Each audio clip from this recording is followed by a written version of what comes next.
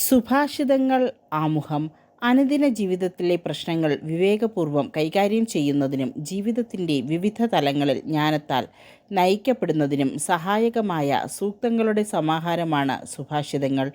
ദാവീദിൻ്റെ മകനും ഇസ്രായേൽ രാജാവുമായ സോളമൻ്റെ സുഭാഷിതങ്ങൾ എന്ന വാക്കുകൾ കൊണ്ടാണ് ഗ്രന്ഥം ആരംഭിക്കുന്നത്. ഇതിലെ ചില ശേഖരങ്ങൾക്ക് 10 മുതൽ 22 വരെ, 25 മുതൽ 29 വരെ സോളമൻ്റെ കാലത്തോളം തന്നെ പഴക്കമുണ്ടെന്ന് കരുതപ്പെടുന്നു. യുവാക്കളെയും അനുഭവജ്ഞാനം കുറഞ്ഞവരെയും പ്രത്യേകം മുൻപിൽ കണ്ടുകൊണ്ടാണ് താൻ എഴുതുന്നതെന്ന് ഗ്രന്ഥകാരൻ ആരംഭത്തിൽ തന്നെ വ്യക്തമാക്കുന്നുണ്ട്. ജ്ഞാനിയായ ഒരു മനുഷ്യൻ ജീവിതത്തിൻ്റെ വിവിധ സാഹചര്യങ്ങളിൽ എപ്രകാരം വർത്തിക്കണമെന്ന ഇസ്രായേലിലെ ഗുരുഭൂതന്മാർക്കുള്ള വീക്ഷണം വ്യക്തമായി കാണാം. മതതലത്തിൽ മാത്രമല്ല, സമൂഹത്തിലും കുടുംബത്തിലും സമചിത്തതയോടെ വർത്തിക്കുന്നതിന് നിർദ്ദേശങ്ങൾ നൽകുന്നു.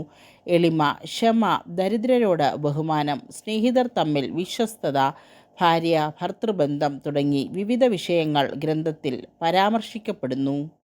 വിജ്ഞനും ഭോഷനും തമ്മിലുള്ള അന്തരം പ്രത്യേകം എടുത്തു കാണിക്കുന്നു. ഹ്രസ്വവും ഹൃദയത്തിൽ തുളച്ചു കയറുന്നതുമായ ജ്ഞാനോക്തികൾ എളുപ്പത്തിൽ മനസ്സിൽ തങ്ങി നിൽക്കുന്നു. BC 2-ാം നൂറ്റാണ്ടിലായിരിക്കണം ഗ്രന്ഥത്തിന് അവസാന രൂപം നൽകിയത്.